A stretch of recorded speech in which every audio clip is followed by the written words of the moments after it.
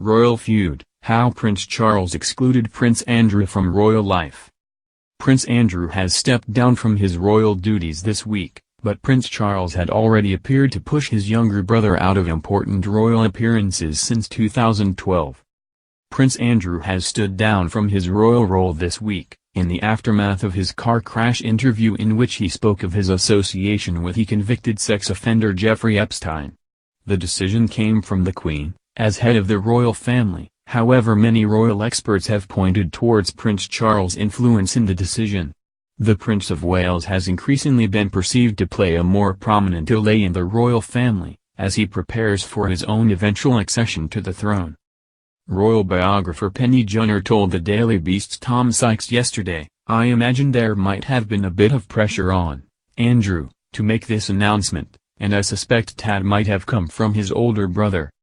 Mr. Sykes also wrote, "The Queen has been locked in phone calls with Charles, who is on tour in New Zealand, since the crisis broke."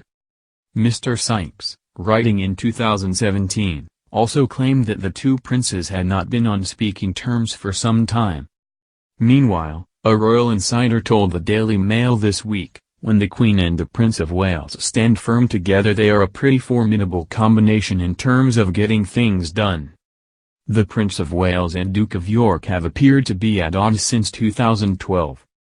In the Queen's Diamond Jubilee year, the decision to present a pared-down royal family for the landmark Buckingham Palace balcony appearance was said to be Charles' decision. It meant that Prince Andrew's family, alongside Princess Anne's and Prince Edward's, were excluded. However, although Anne and Edward were said to be accepting of the decision, Andrew was particularly upset at the snub. Katie Nichols' 2017 book Harry, Life, Loss and Love, explains how history was made when the Queen appeared on the Buckingham Palace balcony during her Diamond Jubilee celebrations with only Charles, Camilla, William, Kate and Harry by her side. She writes, "Many royal watchers interpreted it as what the House of Windsor will one day look like. It is no secret that Charles wants a more streamlined royal family when he comes to reign. However," she added, "one family member told me that such a thing would never have been allowed to happen had the Duke of Edinburgh been there." The Duke of Edinburgh had to sit out of many of the Diamond Jubilee and Olympic celebrations of 2012 as he was suffering from ill health. Ms. Nichol continued, "It did cause some ill feeling among some members of the extended family, including Prince Andrew, who is particularly upset not to have been included. Princess Anne and Prince Edward were said to be more accepting." Prince Philip's health has also been discussed recently, as the Queen has been facing this week's pressures without her husband, who has resided at Sandringham since his retirement from royal duties in 2017.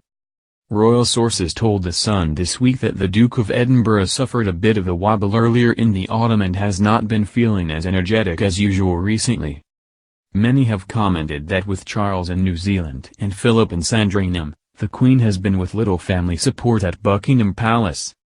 Nevertheless, Her Majesty has been spotted today out horse riding with Andrew in Windsor. Prince Andrew stated on Wednesday evening read in part, "It has become clear to me over the last few days that the circumstances relating to my former association with Jeffrey Epstein has become a major disruption to my family's work and the valuable work going on in the many organizations and charities that I am proud to support. Therefore, I have asked Her Majesty if I may step back from public duties for the foreseeable future, and she has given her permission." Buckingham Palace confirmed this week that the Duke will continue his work with his Pitch at Palace initiative, however it is thought that the project will now be funded from the Queen's private income, rather than the taxpayer-funded sovereign grant.